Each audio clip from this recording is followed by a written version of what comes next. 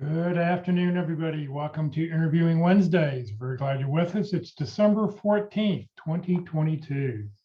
Please note this event is being recorded and is currently live on Facebook. The recording will be on the Career DFW Facebook page and the Career USA YouTube channel for others to view in the future. By participating in this event, you give consent for your name and picture to appear. Please note that any comments you put in the Zoom chat window will not appear in the recording. For those people on Zoom, if you have any questions throughout the presentation, please just enter it in Zoom. For those watching on Facebook, thank you for joining us. Please just enter your questions you have into the comment field. We are monitoring both feeds. We'll be sure to get those questions answered for you.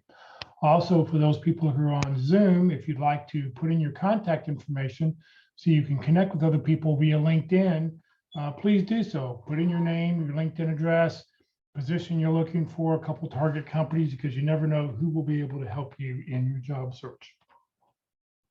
Well, good afternoon, everybody. My name is Jeff Morris. Back in 2008, I started a website called careerdfw.org, a website to help those who are unemployed in the Dallas-Fort Worth area. In 2012, I started a second website, careerusa.org, to help those around the United States. I have written a book called What I've Learned About Your Job Search That You May Not Know. It is available on Amazon, or if you see me in person, I usually have copies with me. Since 2007, I've been facilitating and leading the North Dallas Plano Career Focus Group. I'll tell you about our upcoming program we have coming up this Friday at the end of this session. And since 2017, I've been a member of the practice interview team, and you'll hear more about that in just a moment. Well, in fact, we'll go ahead and let you talk right now. Good afternoon, Ron. Good afternoon, everyone. Hopefully by now you've been on one or more of these Wednesday sessions, and the object of the practice interview team is to give you confidence in an interview so that you're ready for the questions, you're excited, you're ready to represent yourself. So there's a couple of things to remember about the practice interview team and the mock interviews that we give. Number one, that they're free. There's no cost to you. We're all a volunteer organization. All of our panelists have been or are currently hiring managers. So you're going to get a realistic interview. We do our homework. We go out and look at the company, and we try to give you the best interview that we can. Also, do not wait till the day before of an interview. Practice early, practice often. Give us at least 3 or 4 business days, hopefully, because some of the people on the panel that are panelists actually have a job, but it takes a while to kind of get this organized. You can see the email there to send it to, dallaspitcrew@gmail.com. There's also a Google phone number right there for you. And Jeff will talk about how to get the videos in the future. This will be the last Wednesday Pit Crew video that we do of this year. So just be aware of that. If you have been a hiring manager, we're always looking for volunteers with the Pit Crew. So let us know that. And like I said, this is our last week of the year, not only for the videos, but the last week of the year for giving interviews. So thank you very much. And back to you, Jeff. Ron, thank you very, very much. Just remember, your resume and your LinkedIn profile won't get you your next job. What will get you your next job? It only gets you a phone call. And while you practice your interviewing skills, that's what's going to get you your next job. Well, today we're going to talk about avoiding interview crashes. Mark McDonald and Walt Glass are going to be leading the session. There'll be some common misconceptions about how to be an effective interviewer that are frequently seen in practice interview team interviews. So this is a pre-recorded session. It's about 1 hour and 5 minutes long. If you have any questions, we'll be glad to answer those at the end of the session. So let me flip over and we will get to the presentation.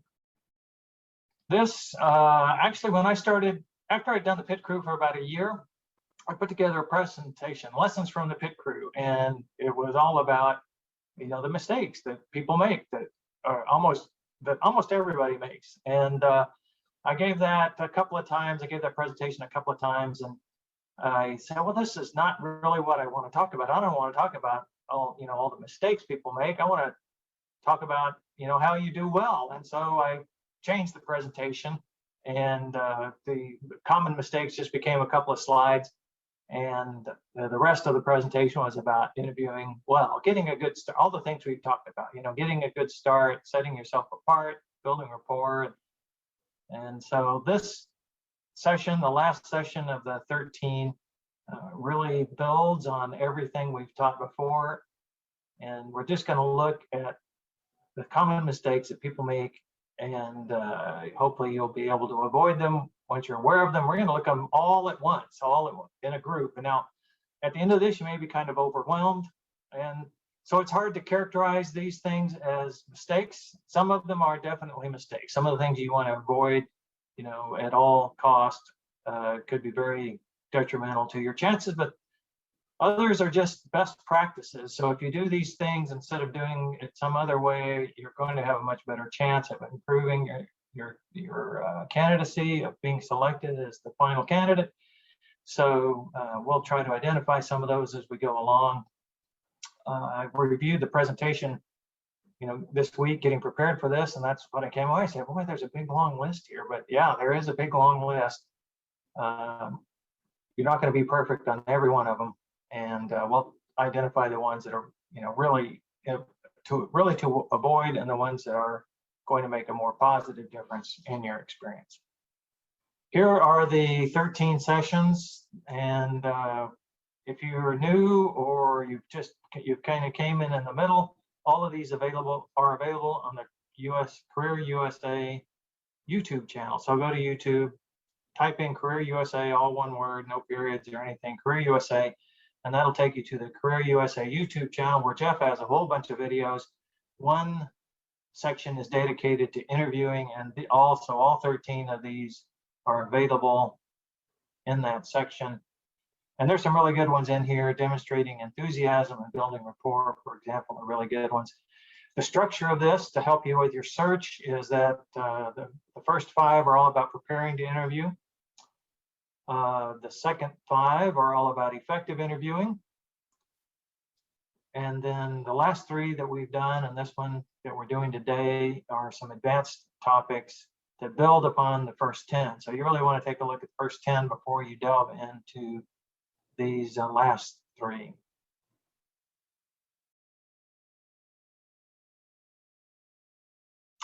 Okay, I have a couple of big sections here, and then Walt will be giving his perspective on avoiding an interview crash.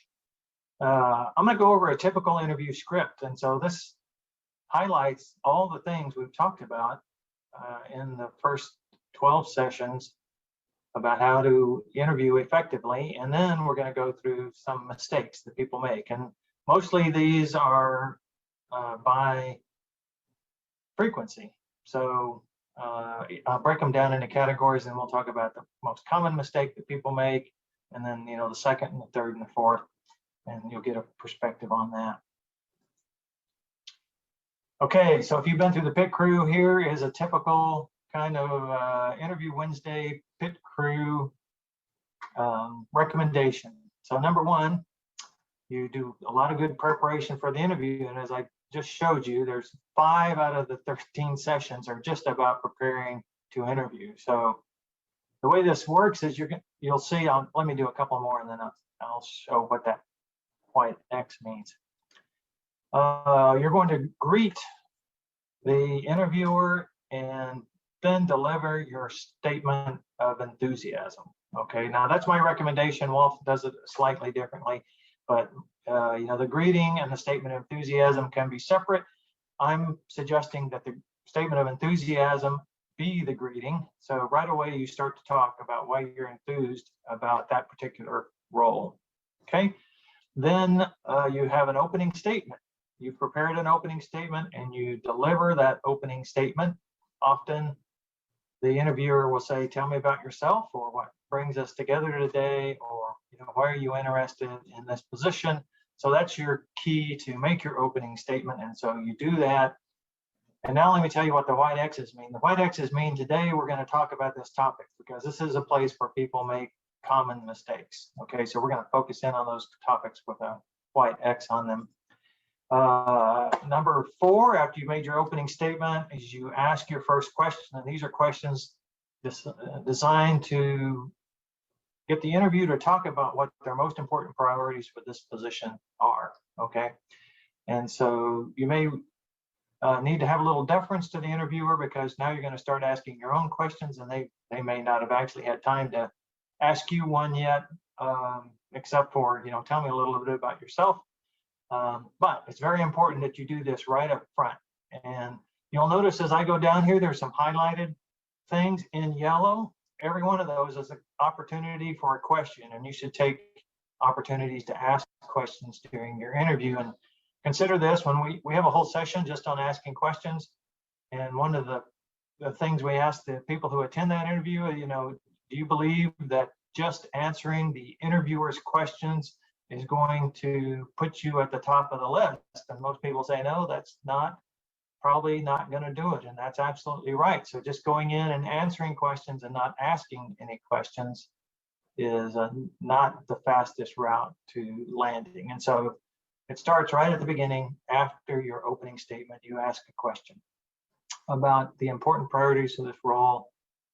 What characteristics do they need help? Where do they need help? So on and so forth. A whole list of things you could help. Now, you're going to be asked some behavioral interview questions. A behavioral interview question starts with, tell me about a time. Tell me about a time where you had a difficult customer. How did you handle it? So that's a chance to tell a star story, a structured story with a situation, a task, an action, and a result. A lot of people make mistakes when they do this. And so this one gets 3 X's. We're going to talk about this one quite a bit. Now you get a chance, maybe you get asked a negatively oriented question. I see you don't have this experience, or I see you don't have this degree, or tell me about a time where you made a mistake, or the project you were working on didn't complete on time, or completely failed, so to speak. So you're going to get a chance to do that, and we're going to give you some feedback and reminder about how to do that well. A common question is, don't you think you're overqualified, or some sort of question that implies you're overqualified. So we're going to talk about how to handle that well. Asking a question after a star story is a good opportunity to ask a question. So they ask you this question about a difficult customer, and then you may pop up a pop-up question and say, well, when customers are unhappy with us, what are they usually unhappy about? That'd be a great thing to know, because they just ask you, how do you handle an unhappy customer?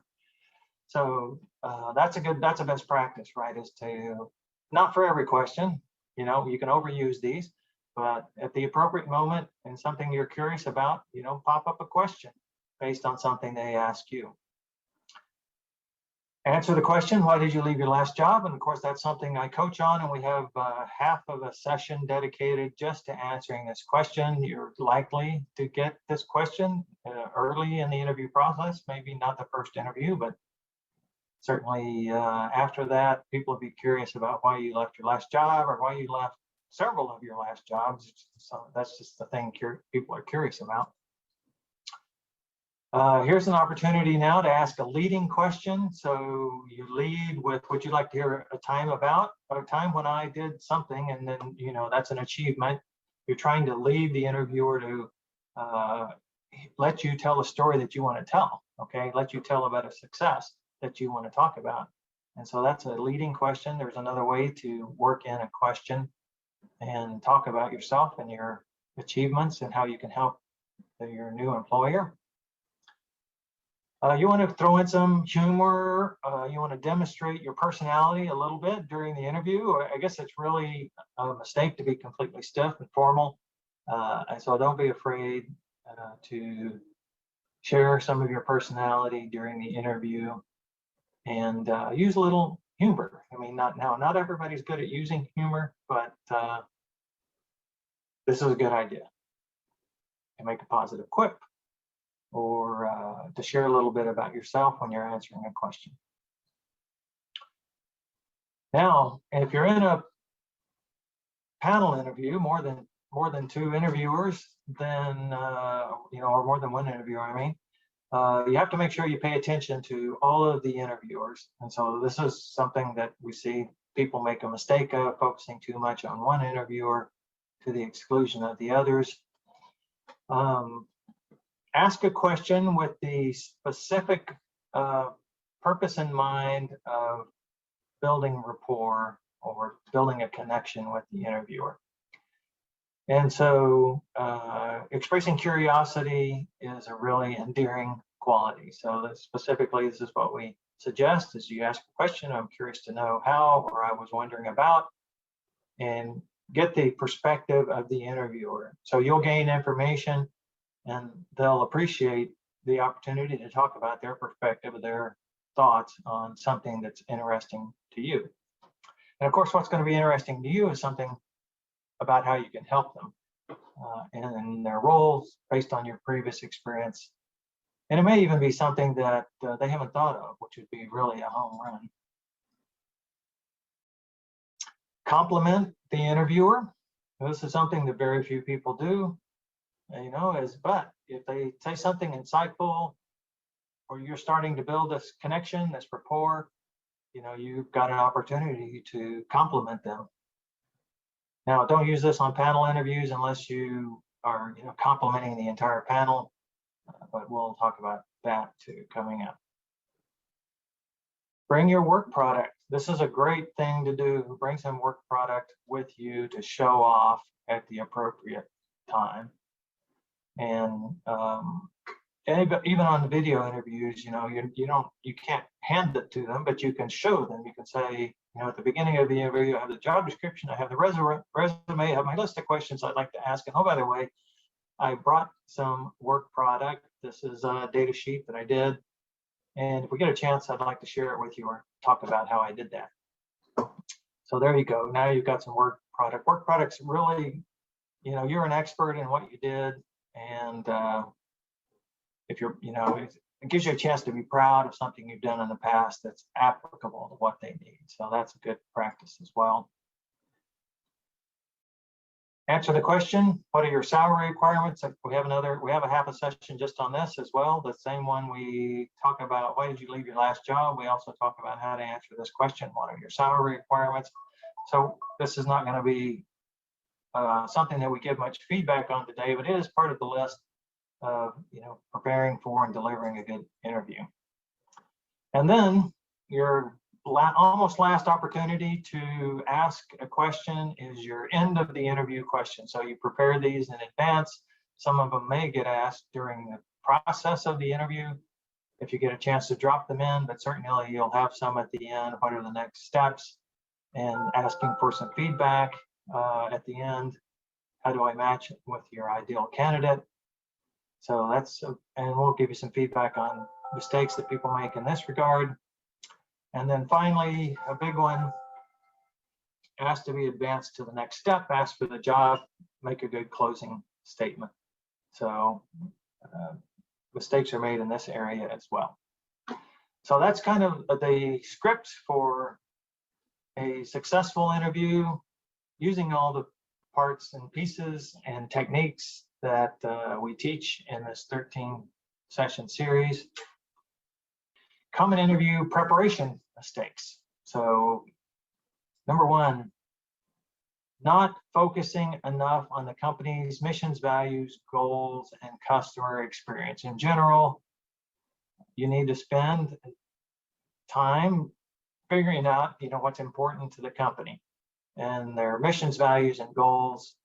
And if they have a retail presence, you can go to their store or their office or visit their website and find out what that experience is about. Okay. Also, not very many people, or not enough people, I would say, who come through the pit crew have attempted to seek out information from former employees or current employees. Okay, so you can locate former employees on LinkedIn, and you can try to network into them and just ask them questions, give you some inside information and some insight about the culture and the organization, maybe the challenges they face. It's a great opportunity for extra preparation. it's a best practice, I would say, to take this step, and it'll inform your interviewing and give you a much better chance of being the final selection if you do this. Now, if you haven't done this for the initial interview and you get called back for a second and third interview, you know, the urgency to get this done ramps up, and now there's some time pressure. So this is kind of all built around target companies and preparing in advance and finding a job instead of being found, you know, instead of just sitting at home and waiting for someone to call you with an opportunity that looks good to you. You know, turn that completely on its head and start a search for companies that you know or you suspect, and then you verify through informational interviews so you know that they would be interested in you, they have opportunities that you would be interested in, and a culture that excites you as well. That's a much better approach than a random walk of waiting for a job to open and a good company and you being the perfect candidate for the job.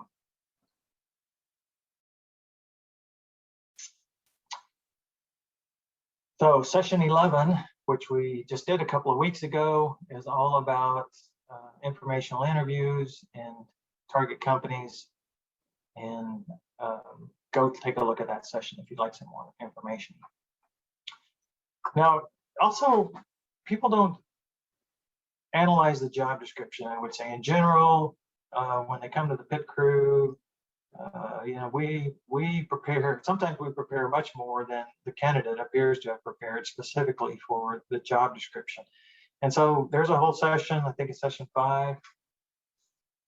Yes, analyzing the job description is session 5.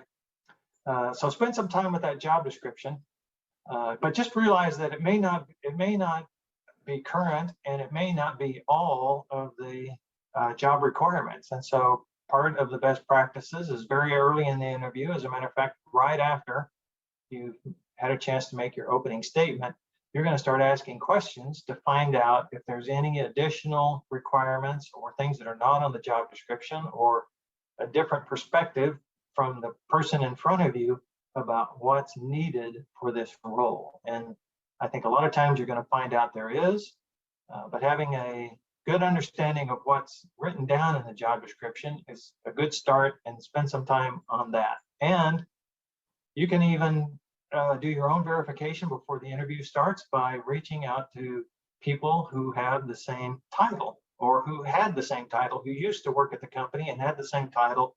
You can call them up and say, well, you know, once you've made a little contact and asked them for some help and they've agreed, you know, what is actually required to do this job? You know, what are the challenges that this position faces? What kind of skills would make a good, a productive and successful, you know, employee for this role? And so you can pick up that information in advance by finding people who've had the similar job in the past, who work at a company or don't work at the company, used to work at the company. So opportunities missed when you don't do that kind of outreach networking, I would call it. Okay, opening statement mistakes. So number 1 is an unstructured response. I would say most of the people who come to the pit crew don't really have a good idea how they're going to answer this question. Okay, let's say 80%. And so what happens is they kind of go hunting and fishing, or shotgunning it. They talk about all the things they've done. Sometimes they review their resume. There's no particular message. There's no particular specific ways they could help, or achievements that are going to resonate with the hiring manager. It's just a summary. It's just a summary. And so the best way to do that is to have a structured statement. You know, talk about your motivation, talk about some achievements. You don't have to talk about how you did them. You just need to mention the achievements. You're planting some seeds to let the hiring manager or the interviewer, if it's not the hiring manager, know that you have some idea about what this role is about. Maybe based on the job description. It may also be based on the research that you've done, and you have some idea how you can help them.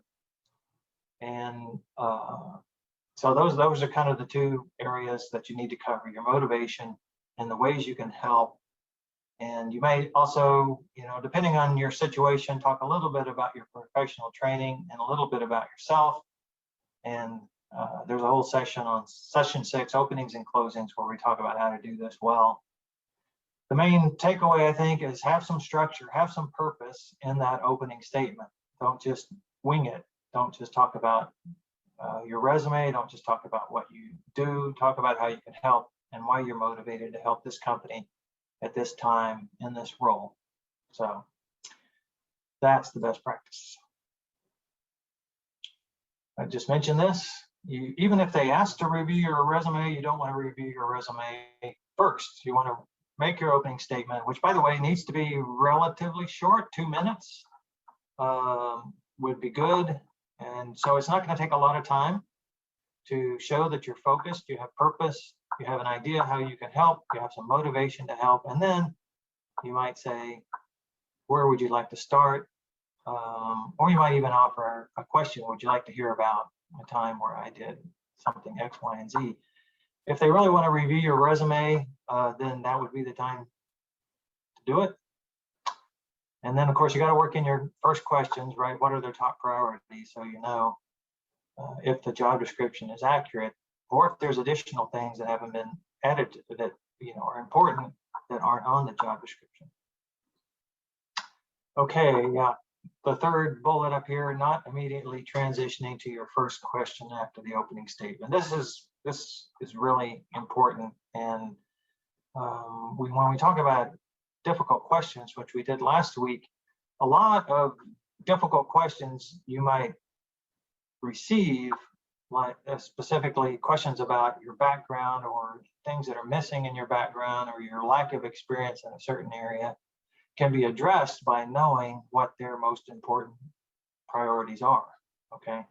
And so you can deflect those questions by talking about how you meet those important criteria, which they just told you, a few minutes before, as opposed to not having something that was on the job description.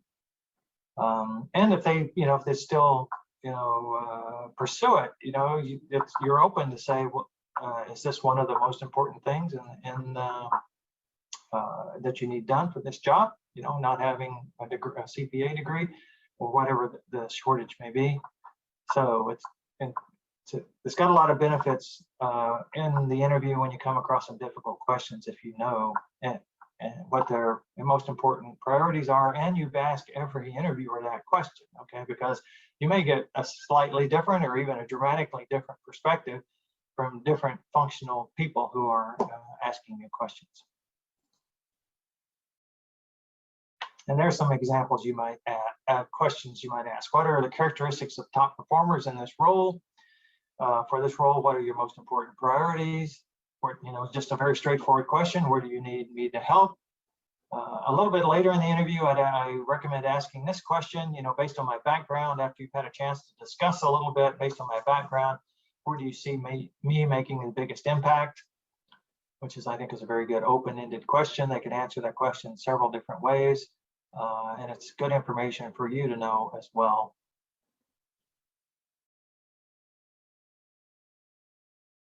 Now, some interviewers do not give you a chance to make an opening statement.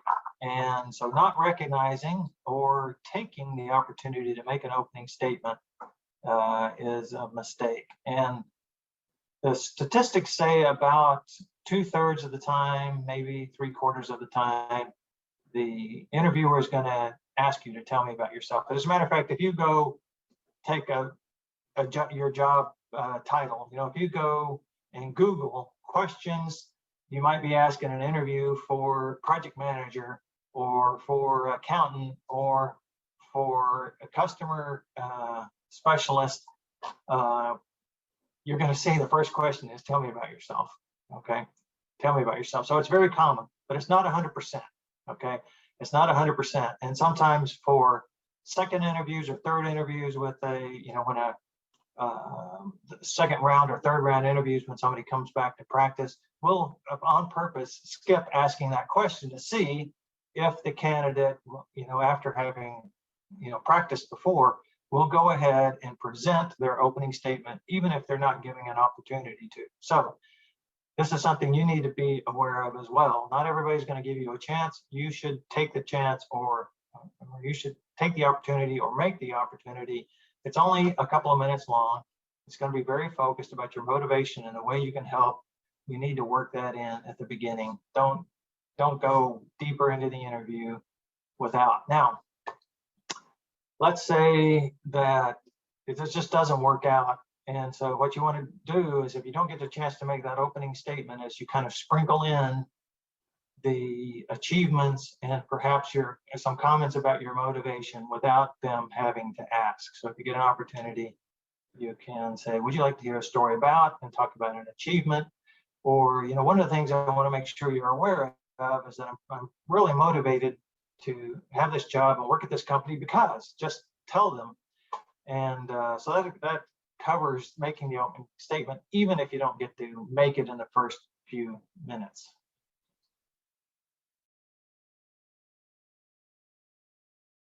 Yeah, here you go. The offer may not be obvious that they ask you to make an opening statement, and it may not even be intended.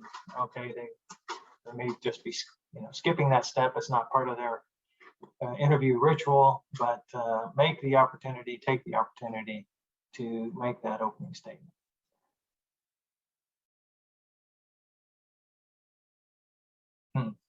Change. Okay, yeah, the fifth, I got a lot of these opening statement mistakes. Too much focus on what you do versus how you help. And so these are Walt's words, I do and I help. In the opening statement, it needs to be really focused on achievements and how you help. The chance to talk about how you did it and your personality, who you are, will come up later, but in the opening statement, you're planting these seeds. I can help you. Talk about how you can help. Okay, and so the recommendation is that you don't talk at all about how you did it, just how you can help, what the result was of some activity. Okay, star story mistakes. Star stories are really powerful.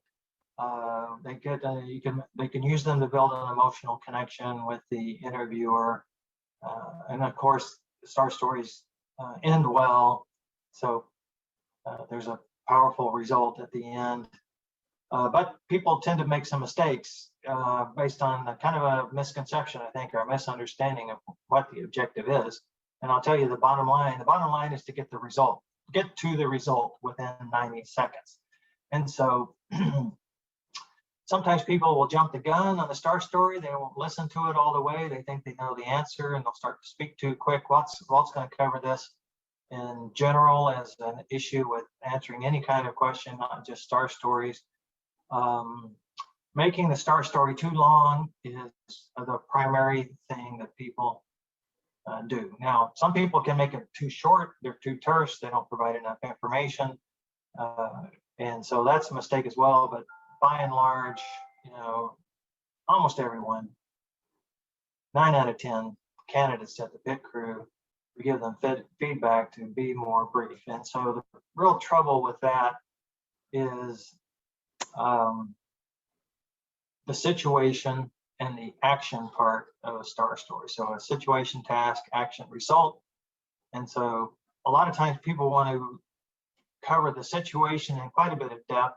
I was one of those people as well before I learned this, because my perspective was, if you don't understand how difficult the situation is, you're not going to really be able to understand how great what I did was. But that's what's covered in the result, right? So you don't need to spend a lot of time on the situation. As a matter of fact, it can be very brief, just placing it in a context of where you worked, what your role was at the time, what level, for instance, you were in the company. Also, the action can be very detailed. I mean, there may be a lot of things you did, okay, and you would want to talk about all of them, but you need to also shorten the action part to. So if you have 5 things that you did and you want to talk about all of them, just say, well, I'm just going to share with you the 2 most important things out of the 5 things that were key to this result that I got, which, then you're going to talk about the result. And interviewer is curious about what the other three things were, they will ask, and then you get another 90 seconds to provide additional information. But if they're not, they may be impressed with the result, but it's not, top of their mind, then you haven't used up time talking about things that they're not particularly interested in. So star stories, I've got a whole session on star stories, session 3, and just don't fall in that trap of talking too much about things that may not be important, and certainly spending too much time on the situation. It can just be very brief. And and what oftentimes happens when people spend too much time on the situation, too much time on the action, they forget to say the result. They forget the money line. And so, as I mentioned, the goal is to get the result in 90 seconds. That's what needs to be in your mind when you're preparing in advance. And by the way, I encourage you to practice telling your star stories. You can record themselves. You can start a Zoom session and record your video of yourself telling the story.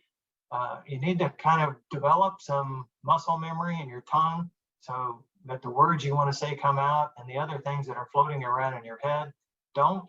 Okay, some people get distracted by telling the story and what's happened in the flow of the interview. So you want to practice these things to the extent that you are confident you can deliver them. And if you choose to add or subtract information based on timing or the reaction of the interviewer, you can do that as well. As you can be extemporaneous. But getting them brief is going to take some practice, okay? Because most people tend to start drifting. I call it drifting in their focus on answering the question and getting to the result. And so practice. Of course, you can come to the pit crew and practice answering those questions as well, but practice answering them at home with your phone or with a video recorder.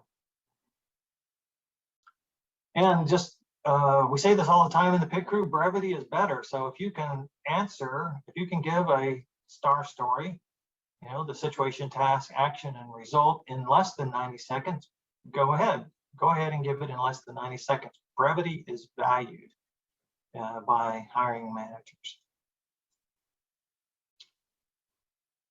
Okay, this is a big one, and a lot of people have worked in teams and been trained that there's no I in team. Okay, so they'll tell their star stories using the third person, and that's a mistake. The task can be a team task. The action needs to be what you did. Okay, it needs to be your part. What I did was, or my part was, and then the result might be a team result. So most of the star story can be team oriented, but the action has to be about you. They're not hiring the team, they're hiring you. So they want to know what you did and how you reacted and how you addressed your part. And so don't use we more, especially when you're talking about the action part.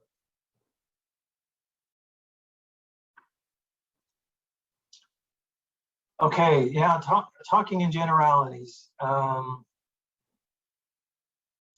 people believe, some people and some personalities. So we interviewed a learning and development specialist last week, and she just really couldn't help but teach. I mean, all of her answers were aimed at teaching, and to the extent she'd tell us what she was going to tell us, and then she would tell us, and then she would tell us what she told us. And it was all very bookish, okay? But what people mostly want to hear is about what you did, how you addressed it, and not how you might do it if you were, reading it in a book, how it might be taught to you or explained to you. They want a very specific instance, your instance, okay? So tell me about a time where you had a difficult customer. So instead of talking about how you handle a difficult customer in general, you'd say, well, if the customer was upset about this, I would do that, or this or the other thing. They want to hear a very specific story, an example of how you handled a difficult customer. And so you're going to include details that only you would know that apply to the story that you're telling. So those, and that's its own trap right there, okay? Because you can you can be too detailed or too specific. So you have to decide, and this is why you practice in advance, which details are important to this story, and use those details, not all the details, not every little nuance needs to be included, but enough needs to be included to build your credibility. And that's how you do it. You talk about things that are very specific, have numbers. Dollars are good. Dollars are the best. You can talk about dollars, but transactions are just numbers, and transaction events or percentage improvement. Or if you're just telling a one-on-one story about a customer, you can be very specific about what they were upset about because right? Because you asked those questions, and that'll help build credibility. A caution about percentage, some people say things were improved 50%.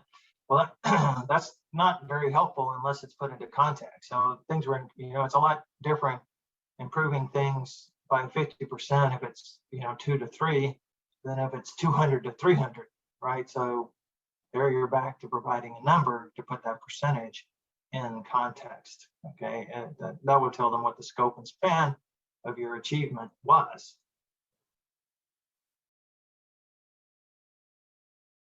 Okay, common panel interview mistakes is focusing too much time on the panelist who asked the question. And so this is very difficult to do in a video interview because there's really only one person there, it's the camera. But when you're meeting face to face, you want to continue to talk to everybody who's in front of you.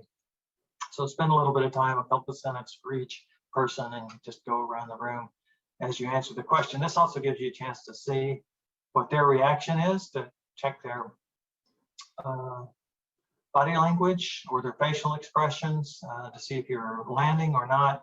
And so that's a common mistake when we used to meet face to face, that people would tend to spend too much time addressing the person who asked the question and not with the other members of the interview panel.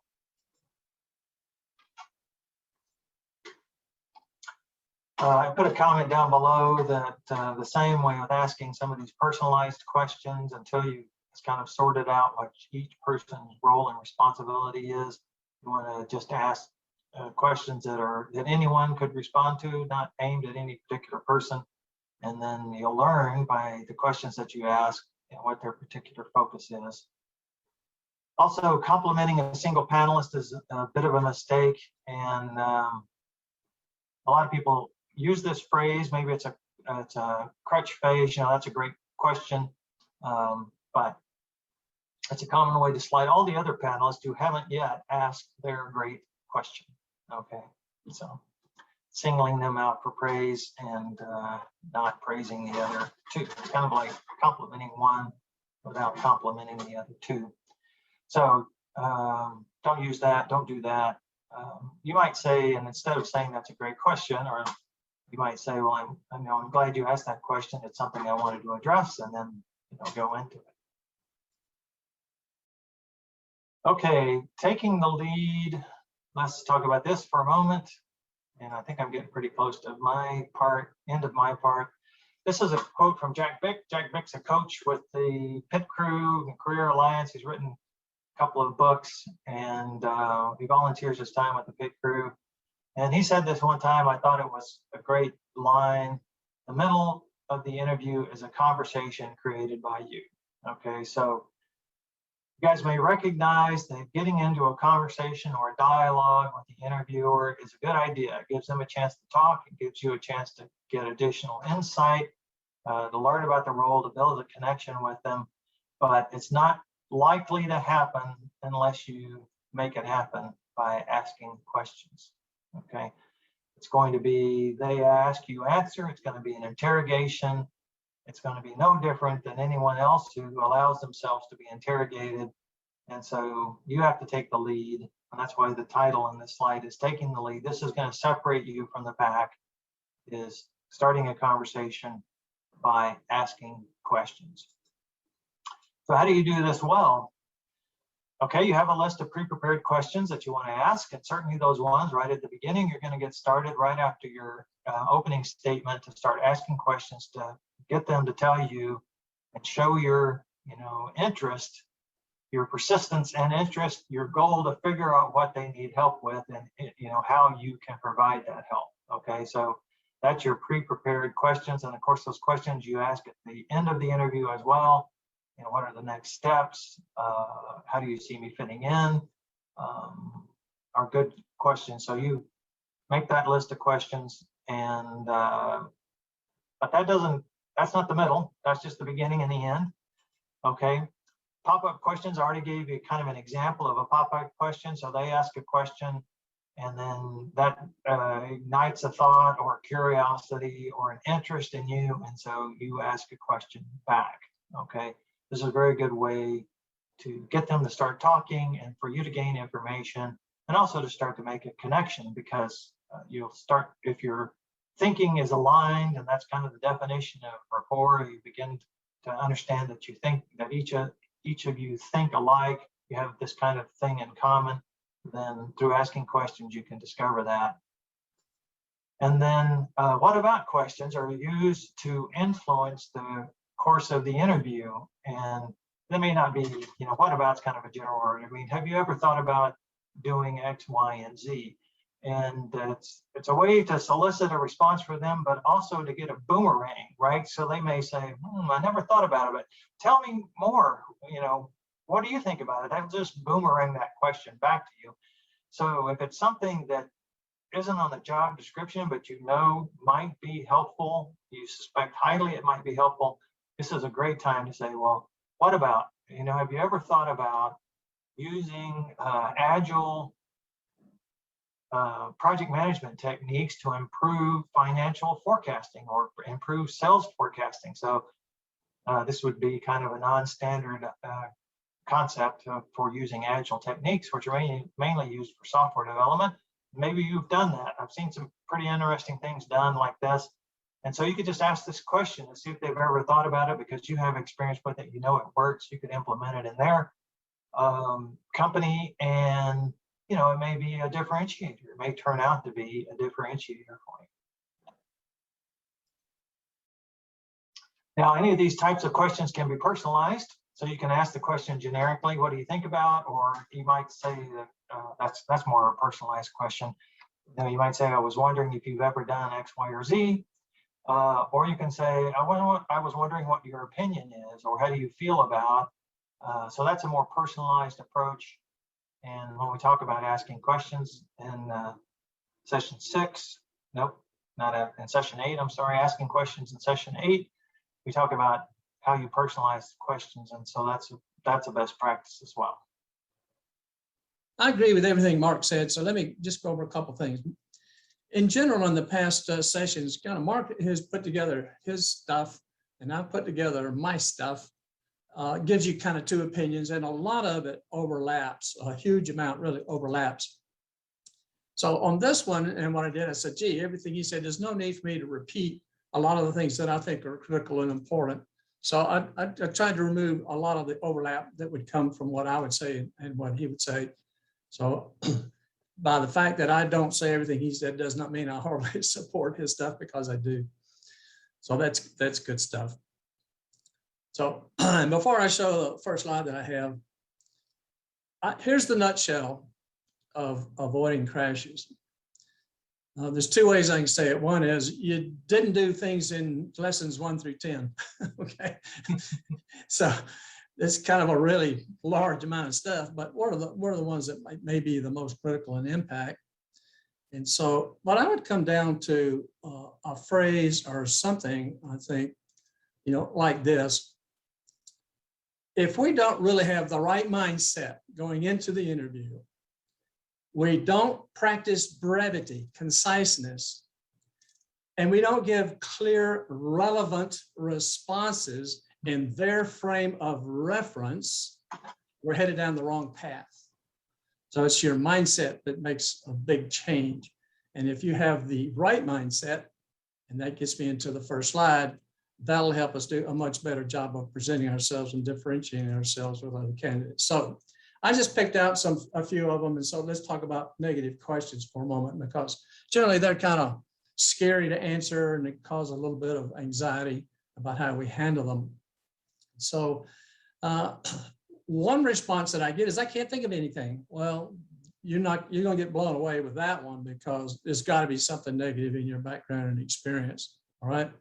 So that one doesn't get us very far at all. And if we're too brief and terse, now there's a part of brevity that I think is paying attention to, and I'll get into that in a second. But we can't just say something negative and just leave it there. Then there's a problem with people telling too much information about the negative. Okay. And then we might select something that has a negative impact on the business. Right. One guy said he accidentally hit the emergency shut off button on the wall in the data center and shut down the data center. Okay. I wouldn't choose that as an example. I mean, it's a great example of a greatest failure, but it won't get you hired either. So we don't have to pick that one. We want to pick something a little bit easier on impact of the business, and failing to then comment on what was the learning or how we manage something, if it's a weakness, that resulted from that mistake. Because the real question and the motive behind the question is, do you recognize your mistakes? And what did you do about them? What did you learn from them? So how to do it well? We can ignore things like, tell me some recent mistakes. We can ignore recent and we can ignore plural. But so we select a nit. Doesn't have to be recent.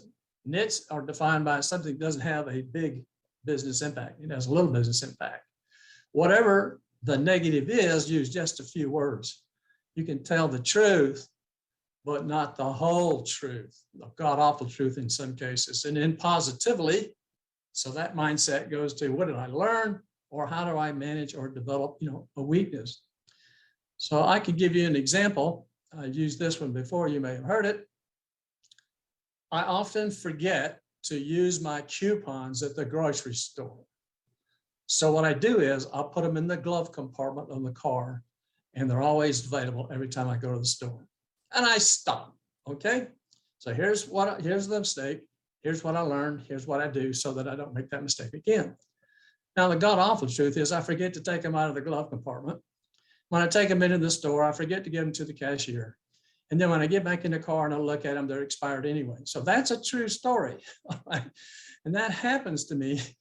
And I still have problems with the dadgum coupons, okay? Well, I don't want to, if I'm an open truth teller, I'm going to just open my kimono and just show all the bad stuff, all right? Well, those of us that want to do that are not going to be successful in getting the job. So we can tell the truth. One person was asked, tell me about some of your recent mistakes. I said, okay, one was this, another one was this, and another was this. And I said, stop. He said, well, I'm answering the question. I said, great. You answered the question that way and you won't get the job. So which way do you want to go?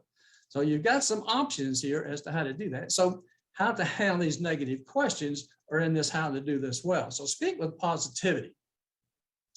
My expertise in this area is growing as I learn more and more, okay? Working knowledge, I'm able to learn quickly. I have expertise in a similar area.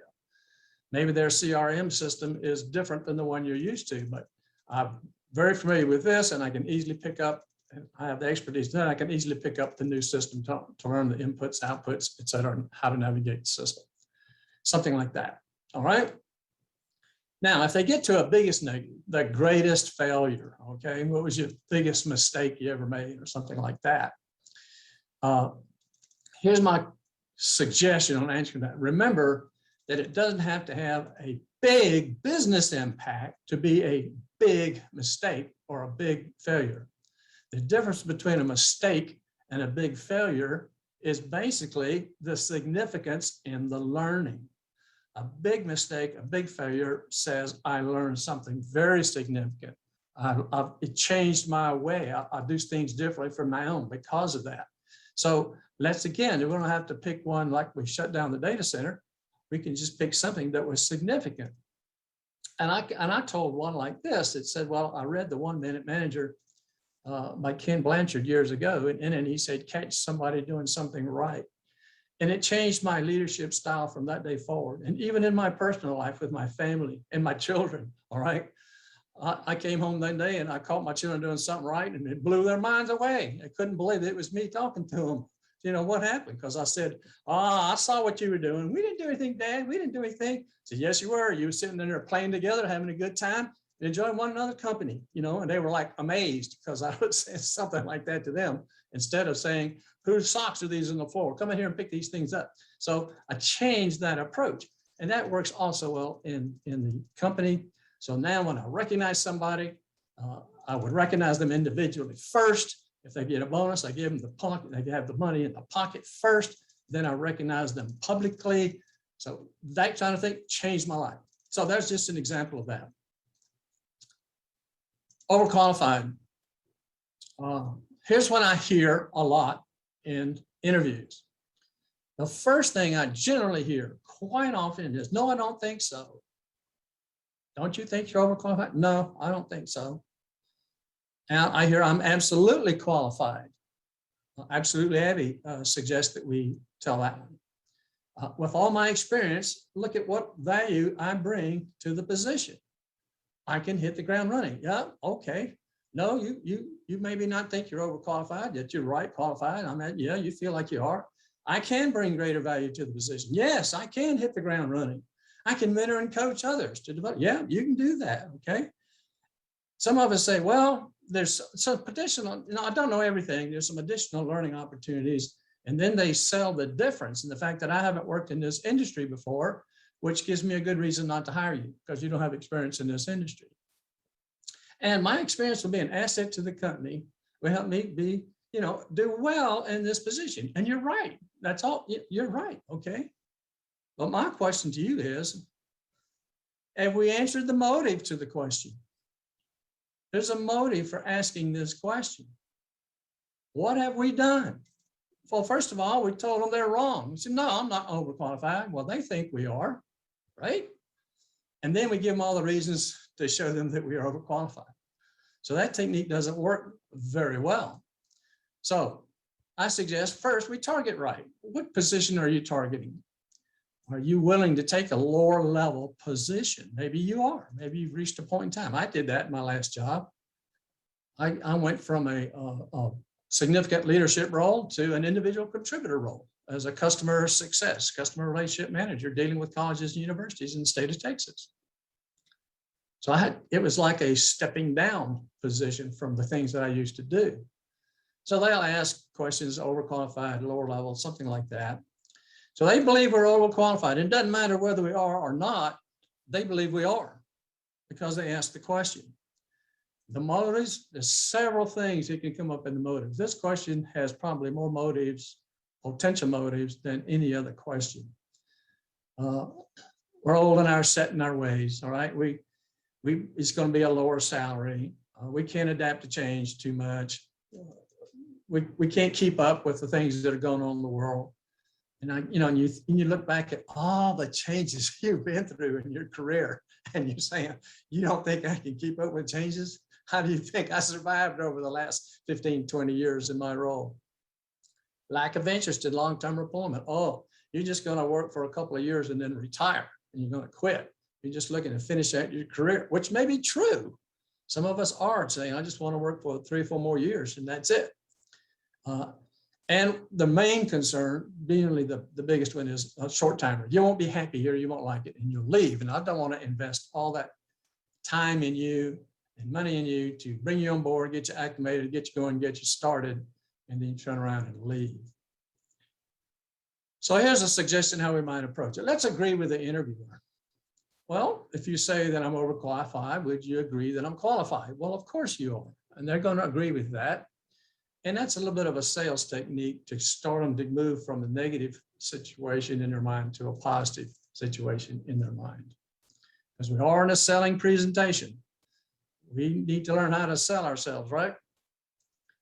So let's talk about things that says, this is the job for me and why, and this is the place where I want to do it and why.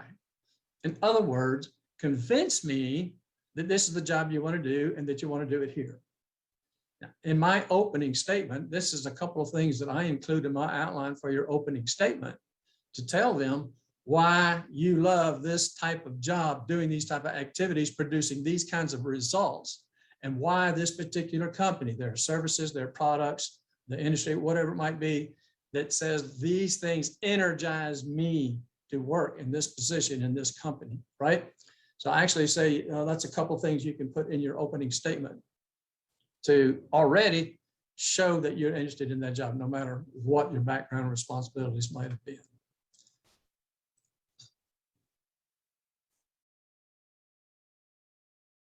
I also suggest we go to the motive itself, to the most general, most often used motive of why asking this question. And we close it. We go directly to the motives. I never take a position where I'm not fully committed. That tells people that I'm not a short timer. This is the thing I want to do. I'm 100% in on this. I won't be leaving soon. And if other motives are revealed, if they come back and say, well, I'm concerned about salary or something like that, then you're going to have to address those. Are you willing to take a lower pay? Have you had experience working with a younger boss? Have you shown your adaptability to change and your flexibility to move forward? And you probably have some stories where you can talk about those kinds of experience and how you handle those and show that it was not an issue or a problem. Closing is a big one, so I brought this one in. The biggest mistake I see is no close at all. Zero close, nothing. Thank you for taking the time to talk with me today. I look forward to hearing from you soon. Okay, I cringe when I hear those words. I'm sure that a car salesman will come up to me and say, well, I'm glad to show you these vehicles today. Thanks for coming in and talking to me and find out this information. I look forward to hearing from you soon. Here's my card, and you walk out. No, car salesmen don't do that. No salesperson does that. But we do as candidates, we do it often. We don't close a sale. We all agree we're in a selling situation, then we ought to have a close. Not summarizing your interest in the value that you bring. So in a close, it's like, well, you've selected this automobile. You like the color, you like the engine, you like the interior, okay, you like the seats, you like the sound of the radio, so, all that stuff. All the reasons somebody would like to buy, that you found out during the sales process, which is why we ask those questions in the beginning. What are you buying? Who are you buying? How do you define success in this role? What are the characteristics of the person to be successful in this role? What are the most important ones? Because then we can sell to those things. That's why asking that question is so important that Mark emphasized after your opening statement. So we also don't request feedback. We're afraid to ask for feedback. Many reasons for this: fear of rejection. I don't want to put my interviewer on the spot. I don't want to put any pressure on them. I just want to leave it alone. I'm afraid to ask it. And then we don't take charge of our job search. It's called the interview and hope method. I'll come in, interview, answer questions, and hope that you call me. And many of us saying, I hear crickets too often. I don't hear anybody calling me back. I don't know how long to wait before I call them back. So how do we do these things well? Well, let's show interest in the job. So here's kind of an outline I have for a summer, in closing. So everything we've talked about today looks great. I can't wait to get started. I'm really excited about this opportunity. Some people might say, gee, where would I be sitting if you hired me? Something like that. A little humor inside of that. Summarize the value we bring. Let's tell them why they should hire us. We're going to answer that question in a quick, brief summary, all in about 90 seconds now. The value, I mean, not 90 seconds for number two. I mean, the whole close runs about 90 seconds. So summarize the value. We've talked today about you need a person who can help you turn customers around, achieve higher profit margins, develop new products, whatever their needs are, that I can help you do this, okay? Seeking feedback. How do I compare to the ideal candidate? Do you see me fitting into this role? Ask for feedback. You may not get an answer. Most of the time, interviews are, they don't have to tell us anything and we have to tell them everything, right? It's kind of unfair. But you can watch body language. It's not going to hurt you to ask the question. Think about it from the interviewer's perspective. I mentioned that earlier in your answers. From the interviewer's perspective, if you ask them and says, I'm really curious to know how you would compare me to the ideal candidate. It's a positive way of saying, do you have any concerns about me fulfilling this role? Please don't ask, do my qualifications fit the job? I'm going to tell you why. First reason is, yes, they do, but that doesn't mean you're going to get hired. All right. Qualifications are not the only thing that makes the hiring decision. It's your personality, it's your culture fit, it's your soft skills, it's how you communicate and how you talk. It's not so much the star story you tell, it's more powerful in how you tell it. I remember in the pit crew, question was asked for a star story and person laughed. He said, that was a fun one. And then he told the story showing how much fun he had going through that process to achieve specific results. And all the panel members says that was one of the best things that the person did was how they told that story, and laughing and saying that was a fun one, that he enjoyed doing that. Always find out what their process is for hiring. Update it as you go along. Who will I be interviewing with? What are their names? What are their roles? Get as much information as you can. There's some information about in other sessions about being careful about some things, because recruiters don't like to give away too much information. They're afraid you're going to go around them. So you can say, I'm just looking for information so I can do some research. I promise you that I won't go around you. I will go through you with the communications of anything I need to allay that concern. But always find out what's the update. Who's the hiring manager? Who makes the hiring decision? Could be HR.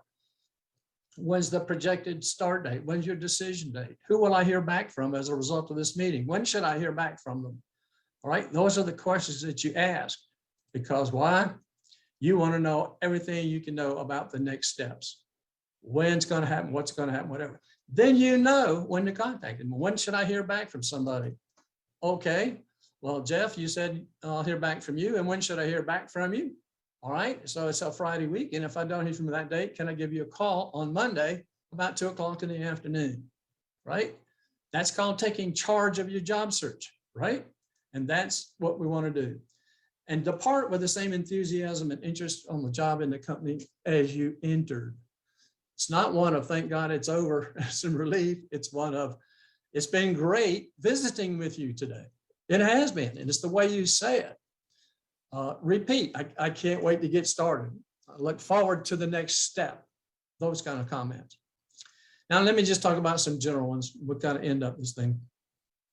General interviewing mistake that can lower your standing. All right. I would say this is the most important one. It's not demonstrating genuine enthusiasm or interest. So if your mindset is one of fear, anxiety, not sure, that sort of thing, when you walk in, how can you show enthusiasm or interest? It's pretty hard. But if you are genuinely excited about the position, the company, the interviewer, finding out more about the jobs, the expectations, the roles, the things that you'll be doing, the achievements, the things, and how you'll be measured, and finding out all those things, it is exciting and energizing to you, then you will show that in the interview. So we need to be in that mindset. How do you get there? Well, it's practice. It's practice, right? Practice gives you that confidence. And that's what Mark and I are in business doing, free of charge, to help you shorten your job search so that you can say, all right, I feel very confident. And now I can show that interest and enthusiasm in the interview itself. Answering the questions. If your view is just to go in and answer these questions and get out of Dodge, that's going to be pretty poor for being selected as a candidate and moving forward. A lot of people go in and say, you know, just please God, help me answer these questions and get out of here.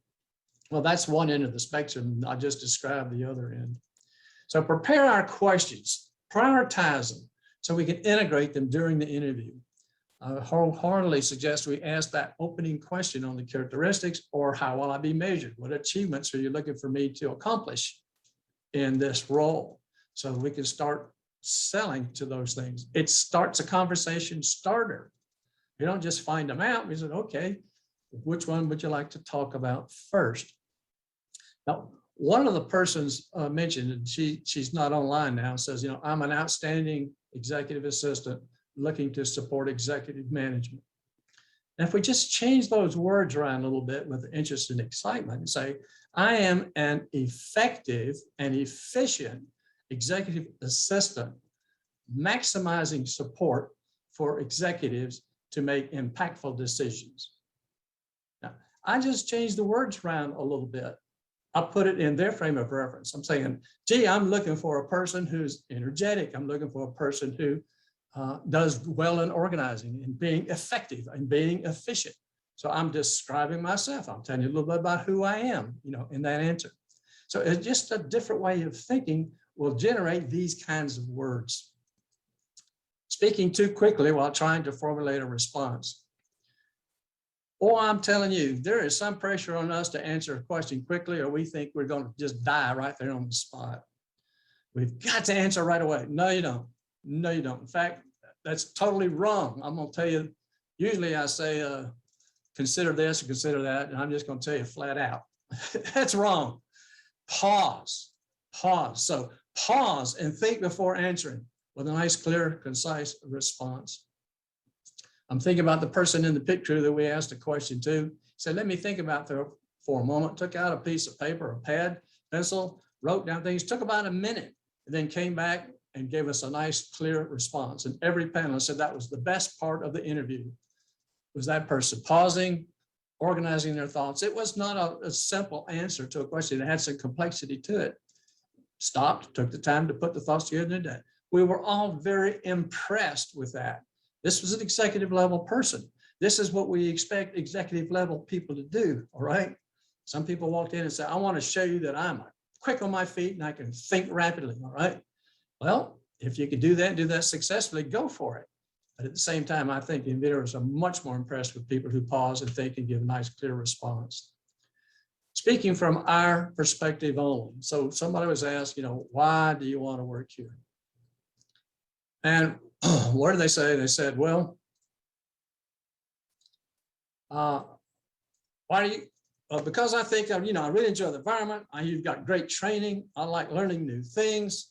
I like a good work-life balance, and I believe you excel at that. And finally, you're just a few minutes from the house.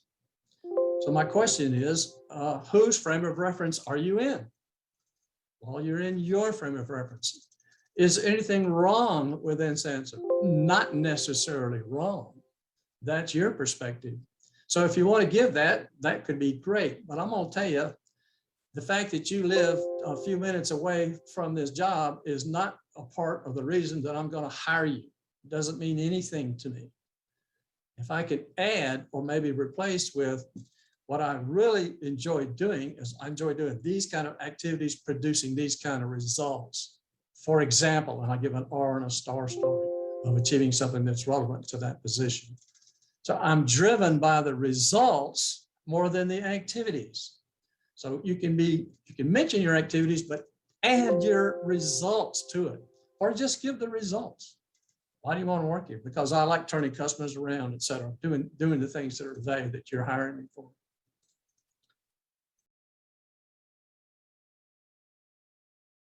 Listen to and all the things we're telling you, listen to them as suggestions as the interviewer. How would they be? All right. Listen to our words for implied negatives. I'm looking for managerial support, executive support, kind of implies that we have not received it in the past. So I'll stop there.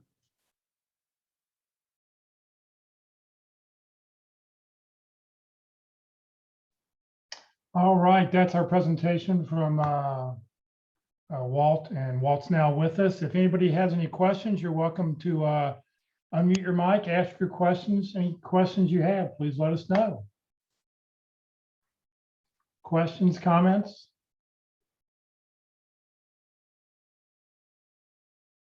Nothing? All right, everybody's ready for the holidays. You're all thinking about what kind of things you need to go buy for people. I tell you what, Walt, you didn't have an opportunity to begin to talk about your workshop. You'd like to go ahead and do that now. Can do. Apologize for having some last minute personal stuff occurred that kept me from being on time. Jeff has a great phrase that says, if you're not early, you're late. It got me to thinking about just how long does 1 o'clock last, and it's such a small amount of time. So I got to be there before 1 o'clock. So anyway, I'm glad to be here. I offer the Interview Success Workshop, and it's a very informal learning environment for learning how to sell. I am, I do, and I help. The three pillars of what companies are buying.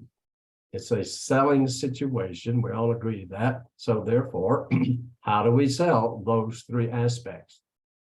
I see a lot of I do's in interviews and selling that, and a little bit of I ams, but very little of the I helps. And as you listen to Mark and I talk today about the value we bring, should definitely be included in the interview. I would hire a person who's more driven by the results that they can bring than what they do. Now, I want both, but I would certainly want to include that. So if you talk about the I do's first and then the I helps, that says that's more important. If you talk about the I helps first and then the I do's, then you've got them in an order. It says I'm more driven by the results can I achieve, and that's what I enjoy most. So how do you sign up for the workshop? Well, there's a QR code showing it starts an email. You have to be registered to attend the workshop. It is free. I do it on Tuesdays from 9 to 11 on Zoom at Central Time. I do 1 or 2 people at a time. You will get a video of your interview. We're going to go through the interview process, and then we'll discuss responses and talk about ways we can sell it. I am, I do, I help.